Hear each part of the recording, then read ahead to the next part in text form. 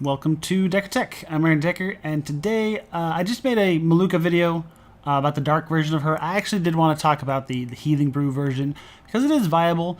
It's just a lot less popular because, you know, the dark explosions are fancy and fireworks and fun, right? But the Healing Brew does have its place.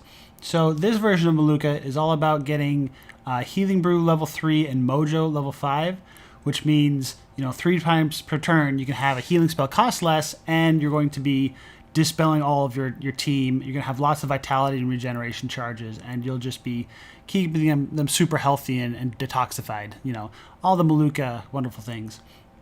And with that, let's get right into the cards. So on her deck, whoops, I can click through this correctly. Bam, bam.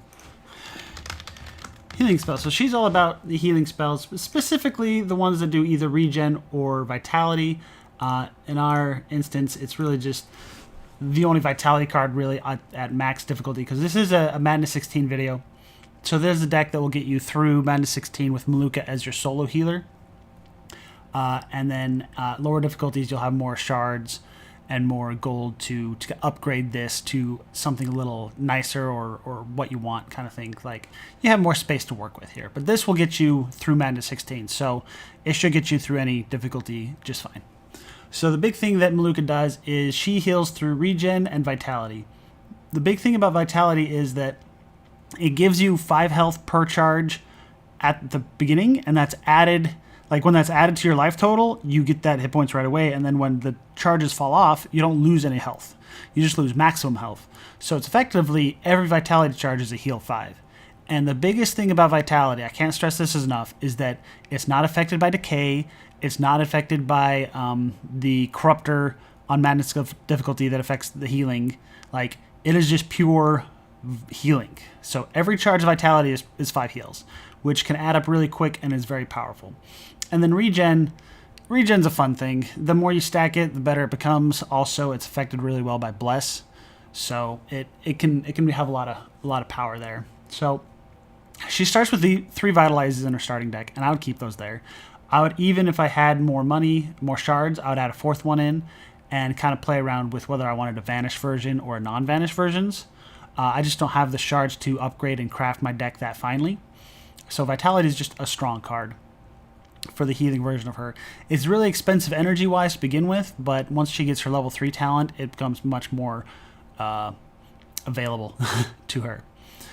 You are going to need fanaticism for the high energy costs, and the healing rain is the other really good, like, 0 cost, lots of regen. This is a perfect healing spell, right? And it counts as a healing spell and does trigger, it won't trigger the energy refund one, or if it does, you're not going to get the refund, but it does trigger the dispel. So eventually at level 5, healing rain becomes everyone gets regen, dispel burn, and dispel one other effect. So really strong card for her in her healing form.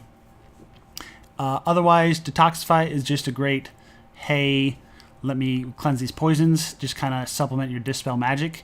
You could run a second dispel magic since she starts with one, but you know, I usually find just the energy. I normally only need 1 dispel magic, especially if I upgrade it to a dispel 3. Black karmas here are filler cards. If I had more shards, I would upgrade them to the vanish kind, because that's why they're still in the deck, is because eventually these will be just one of our vanish cards, and we'll be just coming down to benediction, dispel magic, fanaticism, and hopefully a couple vitalizes, or any other cards that we've picked up along the way, like a prayer healing if we're feeling so inclined. Or what's really nice is there's the chain heal that adds regen. That's really the card you want to look. I think it's called Spark of Life. That's a really good card to look for in this version of Malukah. I normally, for that one, will actually go the vanish version, and my non-vanish cards will just be the vitalizes. So, because remember, with Black Karma, the dark charges are causing heals. It's not a main focus, and these karmas are really just filler cards. But in a pinch, anything that says dark is also a heal spell for Malukah, right? So, but really we want to focus on anything that has vitality or regen, or preferably both, because as she levels up, she gets more charges of those. Like, all of her talent cards will modify those. Benediction, it's here as a bless source. It's really important to have bless on any target that's taken a lot of damage, or just on our damage dealers. So it's a very versatile healing spell. The cost is a little much. Again, once you get level 3, it comes down to very, at 2 costs it's okay, at 1 cost it's amazing, right? So just being able to add Bless to either someone that's in trouble and needs extra healing, or someone that if everyone's healthy, it gives us something to do with our energy to increase the damage of our team by applying Bless to our damage dealers.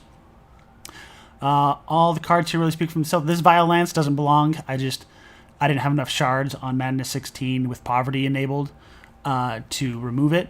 I didn't take any of the divinations just for the sake of the video, but in a normal run, I'd probably have picked up 1 card that would replace this just through my divinations. So you'd normally be able to afford to remove this. This should not be here.